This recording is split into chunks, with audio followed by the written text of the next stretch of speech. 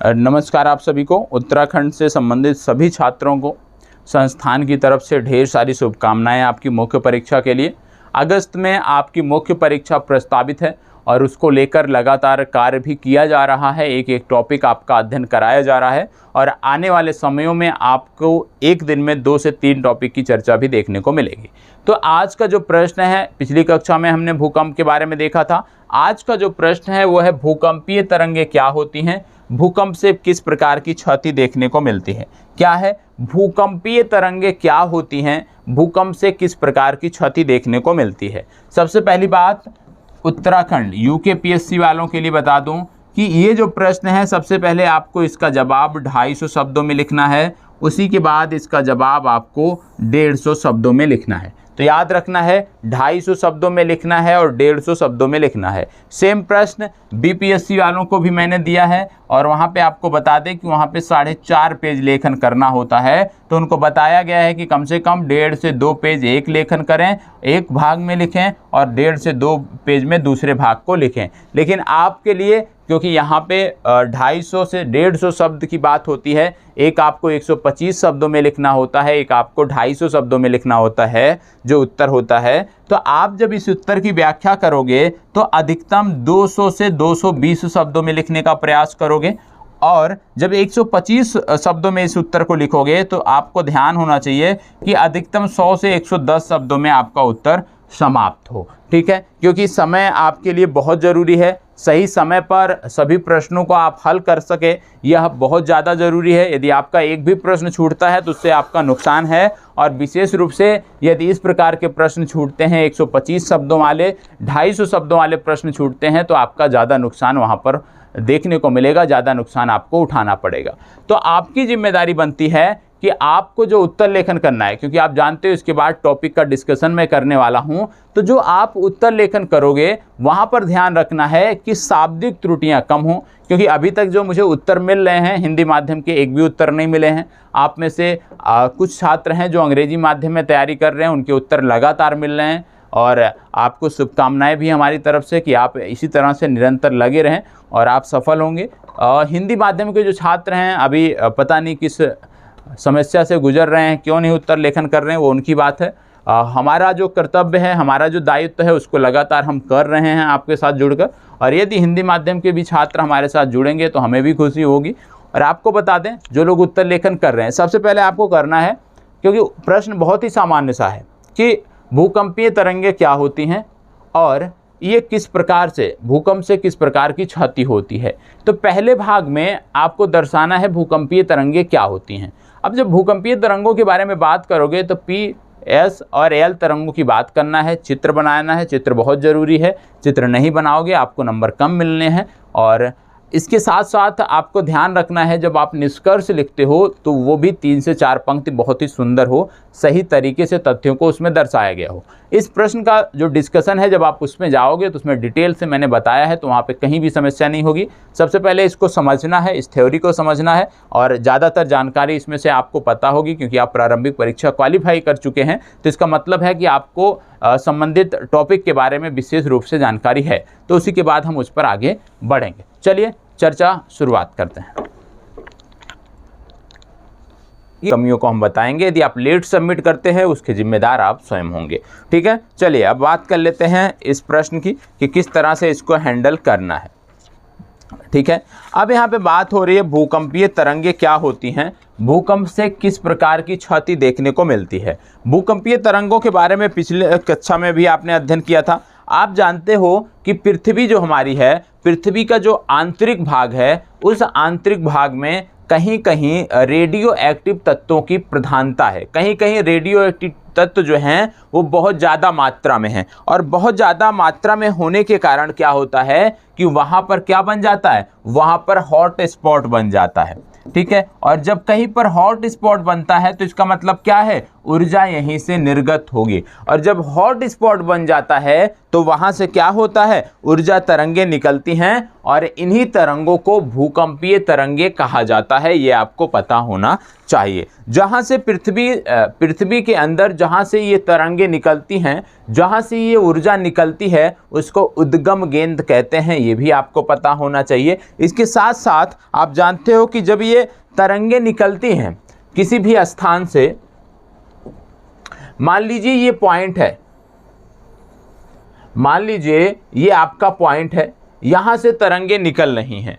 अब जब ये तरंगे निकलेंगी तो ऐसा नहीं है सिर्फ एक ही दिशा में जाएंगी, यहाँ से तरंगे चारों दिशा में निकलेंगी, ठीक है। लेकिन सबसे पहले कहाँ पे पहुँचेंगी? सबसे पहले ये पहुँचेंगी अपने ठीक ऊपर के बिंदु पर, और अपने ठीक ऊपर के बिंदु पर जहाँ पर ये तरंगे सबसे पहले पहुँचते हैं, इसी को बोलते हैं एपिसेंटर। ये आपको पता होना चाहिए, ठीक है। क्या बोलते हैं इसको? एपिसेंटर बोलते हैं या अधिकेंद्र बोलते हैं। जहाँ पर ये सबसे पहले तरंगे पहुँचती हैं इसको एपिसेंटर या अधिकेंद्र बोलते हैं। तो ये जो शब्दावलियां हैं कि एपिसेंटर क्या है, ठीक है, उद्गम केंद्र क्या है, इन शब्दावलियों पर भी आपको ध्यान देने की जरूरत है। इसके साथ साथ आप जानते हो वर्तमान में भूकंपीय तरंगों के अध्ययन से हम भूकंप के बारे में सबसे सटीक व्याख्या कर पाते हैं, यह भी आपको पता होना चाहिए। आपको यह भी पता होगा कि जो भूकंपीय तरंगे होते हैं ये 3 प्रकार की होती हैं। कौन कौन सी? पहला हो गया प्राइमरी वेव, प्राइमरी वेव या इसी को बोलते हैं पी वेव, या हिंदी में इसी को बोलते हैं प्राथमिक तरंगे। दूसरा आपका हो गया सेकेंडरी वेव, सेकेंडरी वेव, और सेकेंडरी वेव को यस वेव भी कहते हैं और इसको हिंदी में द्वितीयक तरंगे कहते हैं। तीसरा यदि हम बात करें प्राइमरी और सेकेंडरी वेव के अलावा तीसरी जो वेव होती है उसको बोलते हैं सरफेस वेव।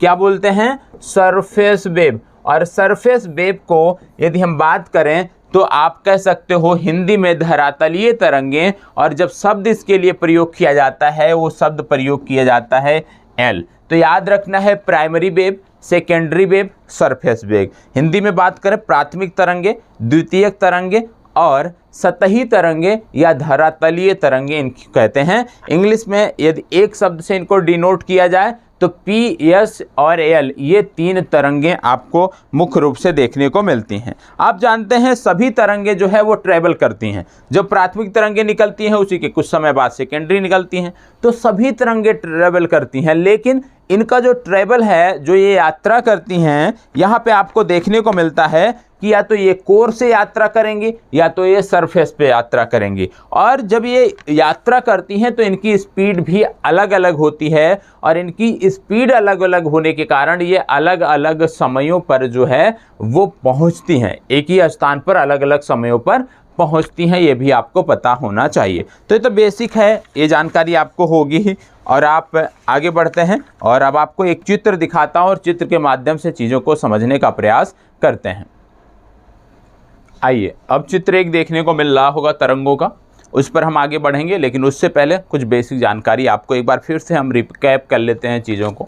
सबसे पहले क्या होता है? सबसे पहले होता है कि क्रस्ट और मेंटल के बीच में आपको देखने को मिलता है एथनोस्फीयर, और एथनोस्फीयर में कहीं कहीं क्या होता है कि रेडियो एक्टिव मिनरल्स जो हैं, रेडियो एक्टिव तत्व जो हैं, इनकी प्रधानता हो जाती है। और रेडियो एक्टिव तत्व की अधिकता के कारण, इनकी प्रधानता के कारण क्या होता है कि वहाँ पे हॉट स्पॉट जनरेट हो जाता है, और जब हॉट स्पॉट जनरेट हो जाता है तो वहाँ से ऊर्जा निकलती है, और जब ऊर्जा निकलती है तो वहाँ पे जो सतह है उस पर फोर्स करेगी, उस पर दबाव बनाएगी, तो वहाँ पे वो दबाव डालती है। अब यहाँ पे देखने को मिलता है कि ये जो फोर्स, ये जो दबाव डालती है, ये ऊपर डालती है या नीचे डालेगी। तो आपको बता दें ये ज़्यादा जो दबाव है ये ऊपर की तरफ डालेगी। क्यों? क्योंकि ऊपर की तरफ जो सतहें हैं उनका जो घनत्व है वो कम है, और नीचे की जो एथनोस्फीयर की जो नीचे की परतें हैं उनका घनत्व ज़्यादा है, इसलिए ये ज़्यादा फोर्स जो है ये ऊपरी सतह पर करता है। इसके साथ साथ आपको बता दें जब ये धक्का लगता है, जब ये फोर्स करते हैं सतह पर, तो वहाँ पे क्या होता है?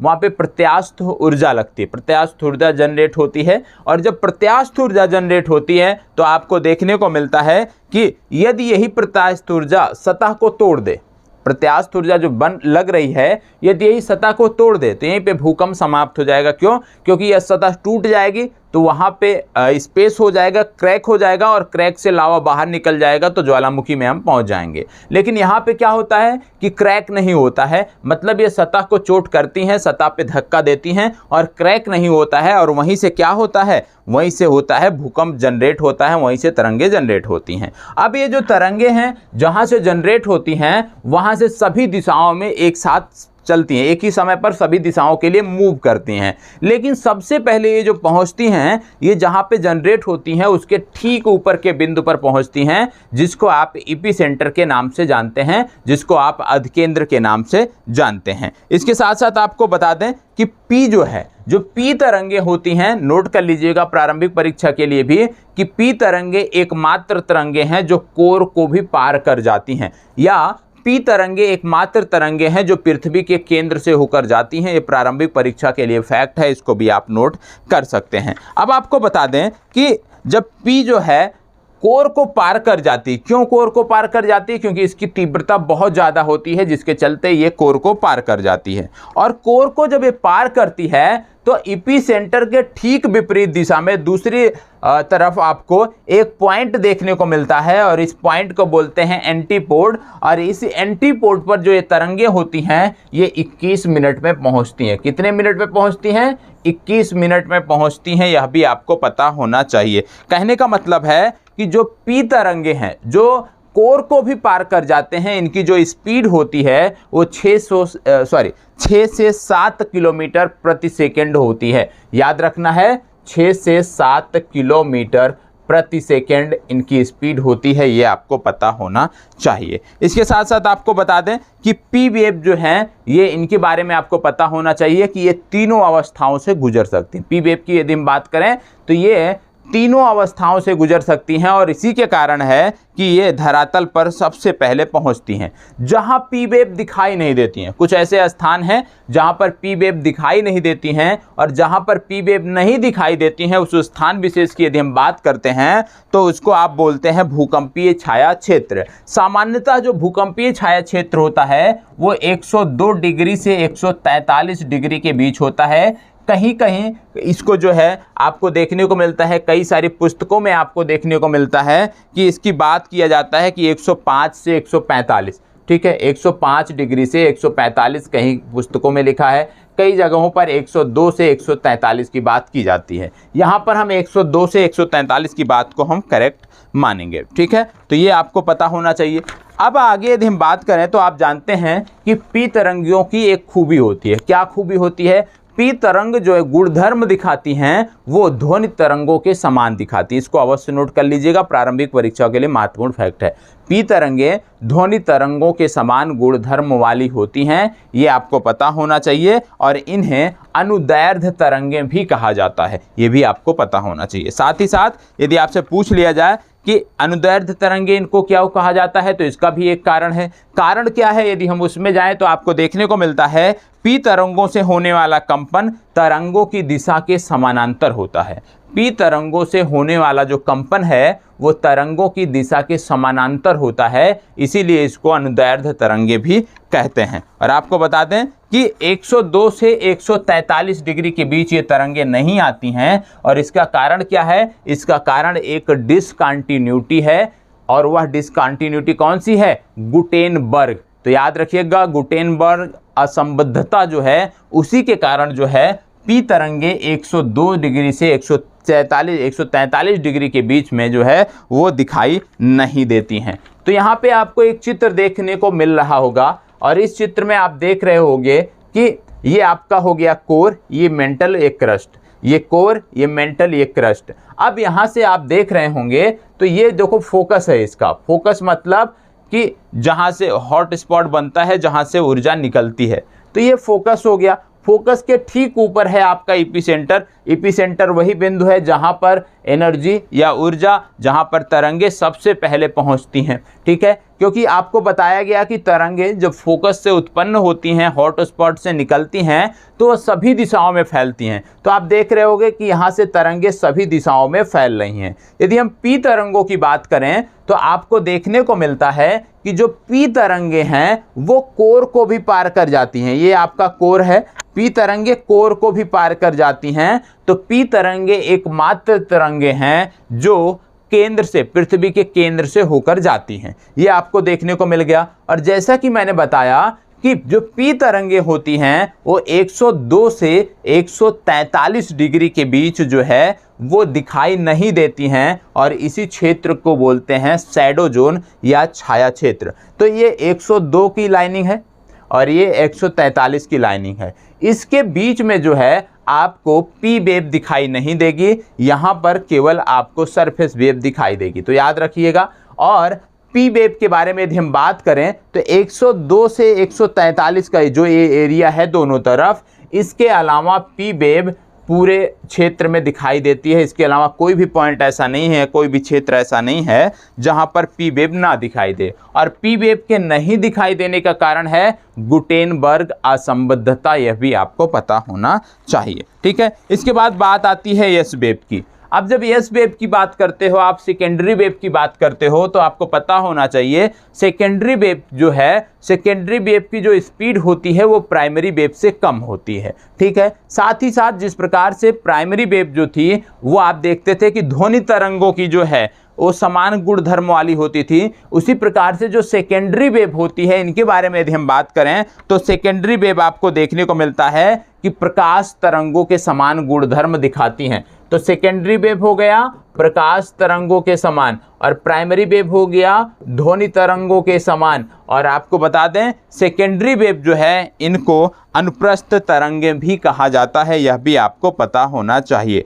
जहां यह विलुप्त होती हैं, जहां ये तरंगे विलुप्त होती हैं, जहां यह तरंगे नहीं दिखाई देती हैं, वहां हमें पता चलता है कि यह तरल माध्यम है, क्योंकि यह तरंगे जो हैं वो केवल ठोस माध्यम में गति करती हैं। तरल माध्यम में, द्रव अवस्था में जहाँ पे है वहाँ पे ये तरंगे गति नहीं कर पाती हैं, ये आपको पता होना चाहिए। इसके साथ साथ बता दें कि जैसे कि आपने देखा था कि पी तरंगों में, उसी प्रकार से यस तरंगों में भी है कि यस तरंगे जो होती हैं ये उभार और गर्त दोनों का निर्माण करती हैं। जब ये मूव करती हैं तो उभार और गर्त दोनों का निर्माण करती हैं, ये भी आपको पता होना चाहिए। और यदि इन तरंगों के बारे में बात करें, यस तरंगों के बारे में, तो 143 से लेकर 143 के बीच में ये तरंगे दिखाई नहीं देती हैं। ठीक है, यहाँ पे आप देखोगे कि ये आपका 143 का पॉइंट है, यहाँ से लेकर यहाँ तक इस रीजन में जो है यहाँ पर आपको यस तरंगे दिखाई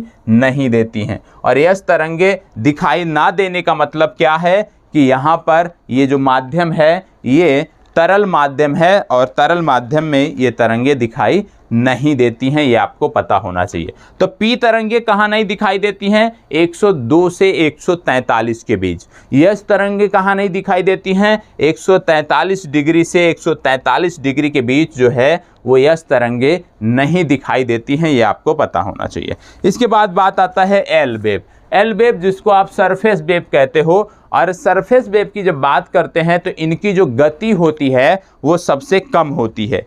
और ये जो सरफेस वेव होती हैं ये केवल सरफेस पर ही चलती हैं। ये आपका सरफेस है, यस वेव केवल एल वेव केवल ये सरफेस पर ही चलती हैं, सरफेस के अलावा कहीं भी ये मूव नहीं करती हैं, सिर्फ सतह पर चलती हैं। और जब ये सतह पर चलती हैं तो सतह पर इनके चलने के कारण, इनकी गति के कारण भ्रंशन और विस्थापन आपको देखने को मिलता है। इसके साथ साथ आपको बता दें कि ये सबसे विनाशकारी होती हैं, और इनका जो मार्ग होता है वो वक्राकार मार्ग होता है। ये मार्ग आप देख रहे होंगे, ये इनका मार्ग है, और ये पूरा का पूरा वक्राकार मार्ग है, ये आपको पता होना चाहिए। तो ये तो हो गई बात तीनों तरंगों के बारे में। अब आइए एक बार फिर से इसी चित्र को समझ लेते हैं, और यहाँ से बहुत सारी चीज़ें आपको समझने के लिए मिलेंगी, ध्यान से समझना है। सबसे पहली बात पी तरंगों की बात करते हैं। तो पी तरंगों के लिए एक फैक्ट आपको याद रखना है कि पी तरंगे पृथ्वी के केंद्र से होकर जाती हैं। ठीक है, एकमात्र तरंगे हैं जो तीनों माध्यम से होकर गुजर सकती हैं। और पी तरंगे जो हैं वो 102 से लेकर 104, 102 से लेकर 102 डिग्री से लेकर 102 डिग्री से लेकर 143 डिग्री के बीच जो है वो दिखाई नहीं देती हैं, और इस रीजन को हम बोलते हैं शैडो जोन। शैडो जोन वही होता है, छाया क्षेत्र वही होता है जहां पर पी तरंगें दिखाई नहीं देती हैं, ये आपको पता होना चाहिए। ठीक है, इसके साथ साथ आपको बता दें कि जब आप पी तरंगों की बात करते हो तो इस रीजन को छोड़कर अन्य सतह पर कहीं भी आप देखोगे, पूरे इसको यदि हम ग्लोब मान लें तो इस पर कहीं भी यदि आप देखोगे तो हर जगह आपको पी तरंगे देखने को मिलती हैं। दूसरी बात आती है यस तरंगे। यस तरंगे कहाँ से निकलती हैं? इसी फोकस पॉइंट से ही सभी तरंगे निकलती हैं। तो यहाँ से जो यस तरंगे निकलती हैं, यस तरंगे क्योंकि तरल माध्यम में गति नहीं कर सकती हैं, वो केवल ठोस माध्यम में गति करती हैं, और इससे पता चलता है कि जहां पर एस वेव नहीं दिखाई देती हैं वहां पे तरल अवस्था के होने का ज्ञान हमें होता है। और यस तरंगों की यदि हम बात करें तो यस तरंगे 143 से लेकर 143 के बीच नहीं दिखाई देती हैं। कहाँ नहीं दिखाई देती हैं? 143 से लेकर 143 के बीच नहीं दिखाई देती हैं, और यहाँ पे सिर्फ और सिर्फ पी तरंगे आपको देखने को मिलती हैं। इसके साथ साथ आपको बता दें, यल तरंगों की जब आप बात करते हो तो यल तरंगों में क्या होता है कि केवल ये सरफेस पर होती हैं, पूरे सरफेस पर आपको दिखाई देंगी, और साथ ही साथ जो यल तरंगे होती हैं ये वक्राकार मार्ग का अनुसरण करती हैं, यह भी आपको जानकारी होनी चाहिए। पी तरंगे और यस तरंगों के बीच में एक फैक्ट और याद रखिएगा, पी तरंगे जो होती हैं वो ध्वनि तरंगों के समान गुणधर्म वाली होती हैं, वहीं दूसरी तरफ जब आप यस तरंगों की बात करते हैं तो ये प्रकाश तरंगों के समान गुणधर्म वाली तरंगें होती हैं, यह भी आपको पता होना चाहिए। ठीक है, इसके साथ साथ पी तरंगे जो हैं ये अनुदैर्ध्य तरंगे होती हैं, और यस तरंगों की बात करते हैं तो ये अनुप्रस्थ तरंगे होती हैं, यह भी आपको रट जाना है। ठीक है, तो पी और एस तरंगों के बारे में आपने देख लिया, साथ ही साथ यल तरंगों के बारे में देख लिया कि ये जो पूरा सरफेस है, इस पूरे सरफेस पर आपको यल तरंगे देखने को मिलेंगे। ठीक है, तो ये तीनों चीज़ें हो गई। अब इसमें यदि हम बात कर लें कुछ अन्य फैक्ट की, तो आपको मैं बता दूं यहाँ पे कि जैसे कैसे पता चलता है कि कहाँ पर भूकंप आया है। ठीक है, कहाँ पर भूकंप आया है? सबसे पहले आप जानते हो कि बहुत जगह सिस्मोग्राफ लगे हुए हैं, बहुत सारे पृथ्वी पर बहुत सारे केंद्र हैं जहाँ पे सिस्मोग्राफ लगे हुए हैं। ठीक है, भूकंप मापन के लिए जहाँ पे लोग बैठे हुए हैं। तो क्या होता है, मान लीजिए 4 केंद्र हैं। ठीक है, 4 केंद्र या 3 केंद्र मान लीजिए, ए, बी और सी, 3 केंद्र हैं, और आपने पढ़ा कि जो यल तरंगे होती हैं ये वक्राकार मार्ग का अनुसरण करती हैं। आपको पता है कि पी वेव जो है जहाँ पर प्राप्त होती है वह समय आपको पता है। ठीक है, दूसरी बात, यस तरंगों की भी चाल आपको पता है। क्यों? क्योंकि जो पी तरंगे होती हैं वो यस तरंगों से आप कह सकते हैं 40% ज़्यादा तीव्र होती हैं, ये आपको पता होना चाहिए। तो जब हमें किसी क्षेत्र के बारे में, जैसे तरंगे गति करती हैं तभी तो पहुंचेंगी, और ये जो तरंगे हैं 100 मीटर गहराई पे उत्पन्न हुई हैं, 200 मीटर की गहराई पे उत्पन्न हुई है, 300 मीटर की गहराई पे उत्पन्न हुई हैं, ये दूरी हमें कैसे पता चलती है? जब दोनों तरंगों के समय का हमें पता है। मान लीजिए एक तरंग हमें प्राप्त हुई 12 बजे, एक तरंग हमें प्राप्त हुई 12:30 पर, एक ही पॉइंट पर।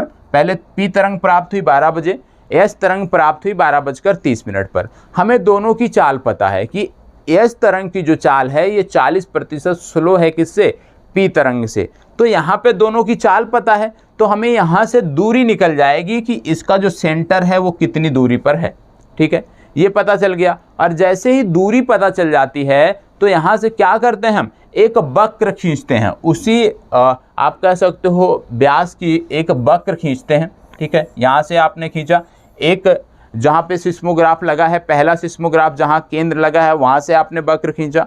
फिर यही तरंगे जो हैं, मान लीजिए पहले आपने सी पे डिनोट किया, सी पे हमें पता चला, सारी चीज़ें जानकारी हो गई। पहले तरंगे सी पॉइंट पर जो सिस्मोग्राफ लगा है उसमें उसने तरंगों को रीड किया, और उसने तरंगों को रीड करने के बाद ये बता दिया कि इसका जो केंद्र है इतने दूरी में हो सकता है, क्योंकि यल तरंगे आप जानते हैं कि सरफेस वेव जो है वो वक्राकार मार्ग पे गति करती है। इसने बता दिया कि यहाँ से यहाँ तक कोई भी पॉइंट हो सकता है जहाँ पर इसका एपिसेंटर रहा हो। ठीक, अब क्या होगा, दूसरा सिस्मोग्राफ केंद्र बी है। अब बी सिस्मोग्राफ केंद्र पर भी ये दोनों तरंगे पहुँचती हैं कुछ समय में। ठीक है, मान लीजिए किसी भी कोने पे है तो पहुंचेंगी तो जरूर, भले ही समय अंतर होगा। अब जब 20 सिस्मोग्राफ केंद्र पर ये तरंगे पहुंचती हैं तो वहां से भी पता चल गया कि इतनी दूरी से ये मूव करके आ रही हैं, तो यहाँ से भी क्या होगा कि उतनी ही आप कह सकते हो त्रिज्या का एक दूसरा कर्व आप खींचोगे, तो कुछ इस तरह से होगा। अब यहाँ पे क्या हो गया, अब यहाँ पे आपको ये पता चल गया कि जो पॉइंट है वो या तो आपका ये वाला है या तो कोई और भी हो सकता है, ठीक है।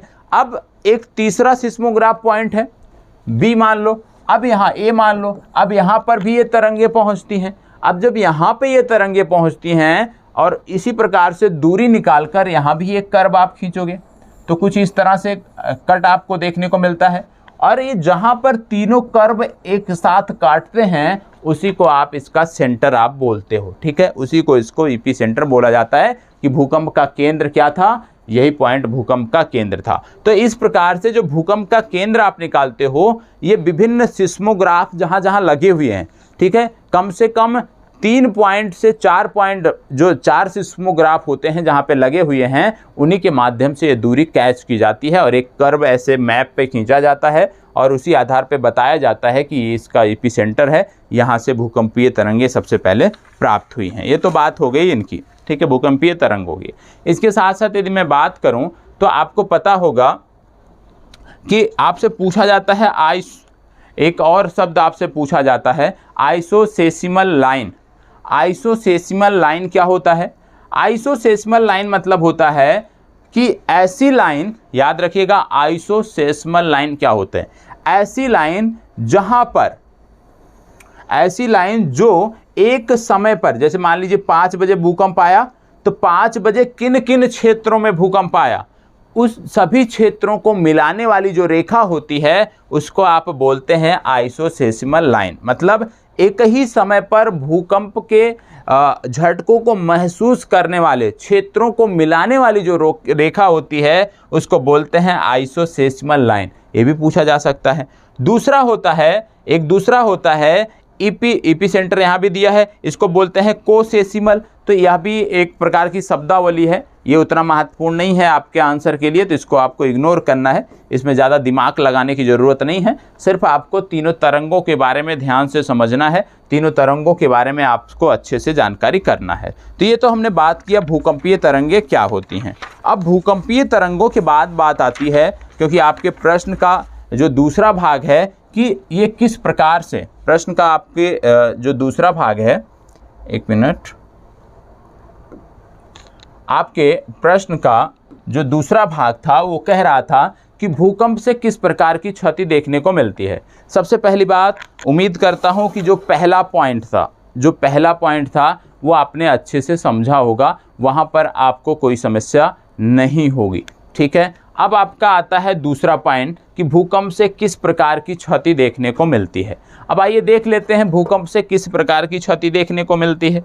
भूकंप से जब क्षति की बात करते हो तो भूकंप से जो इम्पैक्ट होता है, जो क्षति होता है, वो अलग अलग प्रकार से, जैसे यदि भूकंप समुद्र में आता है तो अलग क्षति होगी, यदि भूकंप जो है वो पर्वत पर आता है, उसका केंद्र पर्वत होता है तो अलग प्रकार की क्षति होगी, यदि पठार होता है तो अलग प्रकार की क्षति होगी, और यदि प्लेन होता है, ठीक है, तो वहाँ पे अलग प्रकार की क्षति होगी। प्लेन भूमि यदि होती है, समतल मैदान होता है, तो वहाँ पे अलग प्रकार की क्षति होगी। अब मान लीजिए समुद्र में भूकंप आता है, तो समुद्र में भूकंप आने से क्या होगा? समुद्र में भूकंप आने से आपका सुनामी आएगा। तट रेखा जो है ये प्रभावित होगी, तट रेखा के आसपास की जो बस्तियां होंगी वो प्रभावित होंगी, नौकायन प्रभावित होगा। तो ये सारी चीजें आप लिख सकते हो, इनके बारे में 2-2 पंक्तियां आप लिख सकते हो, ठीक है। और यदि आप 2-2 पंक्तियां सबके बारे में लिखे तो निश्चित रूप से 1 पेज आपका पूरा हो जाएगा पूरे के बारे में। अब यदि बात आती है कि स्थल पर आते हैं, ये तीनों क्या हो गए? ये स्थल भाग के प्रकार हो गए। मान लीजिए भूकंप यदि स्थल पर आता है, ये तो था समुद्र पर, यदि स्थल पर आता है तो क्या होगा? या तो पर्वत पे आएगा, या तो पठार पर आएगा, या तो प्लेन पे आएगा। यदि पर्वत पर भूकंप आएगा तो क्या होगा? पर्वत पर भूकंप आने पे क्या होगा? लैंडस्लाइड होगा, भूस्खलन होगा बड़े पैमाने पर। और भूस्खलन होने से किस प्रकार की हानि होती है उसका आप वर्णन कर सकते हो। यदि यही भूकंप जो है वो प्लेन पे आता है या पठार पे आता है, ठीक है, समतल भूमि पर आता है या पठार पर आता है, तो यहाँ पे क्या देखने को मिलेगा? यहाँ पे आपको फाल्ट देखने को मिलेगा, यहाँ पे आपको भ्रंशन देखने को मिलेगा। और किस प्रकार से मैदानी भाग क्षतिग्रस्त होते हैं, किस प्रकार से भूकंप की जो बारंबारता है उसकी बढ़ने के कारण किस प्रकार की समस्या होती है, वो आप बता सकते हो कि भूकंप आपके यहाँ बिहार में आने पे क्या होगा, यूपी में आने पे क्या होगा। ये सामान्य से कारण है जो आप दर्शा सकते हो। तो कहने का मतलब है कि जब आप बताओगे भूकंप से किस प्रकार की हानि होती है, तो इसमें दो कैटेगरी डिवाइड करोगे। पहला, समुद्र में यदि आता है तो या आप इसको समुद्र में ना करके जल मंडल में यदि आता है, और दूसरा स्थल मंडल पर आता है, ठीक है। तो अब इसके बाद जल मंडल में जब बात करते हो तो समुद्र की व्याख्या कर दोगे, स्थल मंडल की जब बात करते हो तो पर्वत, पहाड़ और मैदानों की व्याख्या कर दोगे। आपका उत्तर कंप्लीट हो जाएगा और बेहतर उत्तर कहा जाएगा, ठीक है। अब इसके बाद आता है कंक्लूजन, ठीक है, निष्कर्ष आपका आता है। निष्कर्ष आपको जरूर लिखना होता है। तो आप निष्कर्ष में क्या लिखोगे? आप निष्कर्ष में लिखोगे, देखो भूकंपीय तरंगों के बारे में बात हो रही थी, भूकंप से क्षति के बारे में बात हो रही थी, तो आप निष्कर्ष लिखोगे कि आधुनिक समय में भूकंपीय तरंगों को भूकंप के बारे में जानकारी के लिए प्रमाणिक स्रोत माना जाता है, लेकिन अभी भी कुछ बिंदु ऐसे हैं जिन पर कार्य करने की ज़रूरत है, जिनके बारे में अभी भी सटीक व्याख्या नहीं मिल पाई है। कौन कौन से ऐसे फैक्ट हैं जिनके बारे में व्याख्या नहीं मिल पाई है? अक्सर क्या होता है कि जब भूकंप आता है तो आपको देखने को मिलता है कि जिस भी क्षेत्र में भूकंप आया है, भूकंप के साथ साथ भूकंप आने के तुरंत बाद वहाँ पर वर्षा आपको अवश्य देखने को मिलती है, कंपलसरी है। भूकंप आया है तो वर्षा जरूर देखने को मिलेगी, और अभी तक इसका कारण क्या है कोई भी बता नहीं सका है, लोग अभी बताने में असमर्थ रहे हैं। तीसरा, यहाँ जो दूसरा आपको कारण देखने को मिलता है कि जो भूकंप मिड जून में आते हैं, जो भूकंप मिड जून में आते हैं या मिड दिसंबर में आते हैं, वो ज़्यादा विनाशकारी होते हैं, ठीक है, वो ज़्यादा विनाशकारी होते हैं। इसको लेकर पूरा एक आर्टिकल आया था जिसमें विभिन्न समयों में पिछले लगभग 60 से 70 वर्षों में आए, पूरे विश्व में आए भूकंपों की चर्चा की गई थी, और उसमें देखा गया था कि ऐसे भूकंप जो मिड जून या मिड दिसंबर में आते हैं वो ज़्यादा विनाशकारी रहे हैं। तीसरा एक फैक्ट है जो आप सामान्य दिनों में सुनते होंगे कि जब भूकंप आता है तो जानवरों को पहले पता चल जाता है। जैसे जो डॉग होते हैं, जो कुत्ते होते हैं, उनको पहले आभास हो जाता है, जो सांप होते हैं उनको पहले आभास हो जाता है, जो चींटियां होती हैं, जो चूहे होते हैं, उनको पहले आभास हो जाता है। तो इनको आभास क्यों हो जाता है इसके बारे में अभी जानकारी नहीं मिल पाई है। तो इन चीज़ों का जिक्र जो है आप निष्कर्ष में कर दोगे। अब इसमें से एक चीज़ जो माना जाता है कि भूकंप के बाद वर्षा क्यों होती है, ऐसा माना जाता है कि भूकंपीय तरंगे जो हैं वो सिर्फ पृथ्वी को ही प्रभावित नहीं करती हैं, स्थल मंडल, जल मंडल को ही प्रभावित नहीं करती हैं, बल्कि वायुमंडल को भी प्रभावित करती हैं, जिसके कारण वो संघनन की स्थिति बनती है और वर्षा देखने को मिलती है। दूसरा कारण इसमें जो आपको देखने को मिलता है कि कुत्ते, सांप, बिल्ली हो गए, इस प्रकार के जो जानवर हो गए, चींटियां हो गई, इनको कैसे पहले आभास होता है? आपको बता दें, सांप, ऐसा जो रिसर्च में आया है कि सांप को जो है लगभग 12 दिनों पहले, सांप को लगभग 12 दिनों पहले जो है आभास भूकंप का हो जाता है। कुत्ते होते हैं, इनको कुछ घंटे पहले आभास हो जाता है भूकंप का, कुछ मिनट पहले आभास हो जाता है भूकंप का। क्यों? इसका मतलब है कि जो पी तरंगे हैं, जो एस तरंगे हैं, जो एल तरंगे हैं, इनसे पी वेव से पहले भी कोई एक वेव आती है जिसका आभास सिस्मोग्राफ भी नहीं कर पाता है, जिसको सिस्मोग्राफ भी रीड नहीं कर पाता है, हम आप भी नहीं कर पाते हैं। लेकिन जो जानवर होते हैं, पशु पक्षी होते हैं, उनमें कुछ विशेष प्रकार के पशु पक्षी हैं जो इसका आभास पहले कर लेते हैं। क्योंकि यदि इनको आभास हो रहा, कैसे आभास हो रहा? निश्चित रूप से कोई ऐसी वेव, कोई ऐसी तरंग आ रही है जो इनके इंद्रियों को बता रही है, जो इनकी इंद्रियां कैच कर रही हैं उसको, और उसके बारे में इनको जानकारी मिलती है। तो निश्चित रूप से पी, एस और एल से पहले भी कोई तरंगे आती हैं, कुछ तरंगे आती हैं जिससे इन कुछ विशेष प्राणियों को पता चलता है, ठीक है। तो इसका जिक्र जो है वो आप निष्कर्ष में कर सकते हो और आपका पूरा उत्तर यहाँ पे कंप्लीट हो जाएगा। उम्मीद करता हूँ कि आज की ये चर्चा पसंद आई होगी और इसी प्रकार से एक एक टॉपिक हम आगे बढ़ रहे हैं और आज हम भूकंप पर पहुँच गए हैं।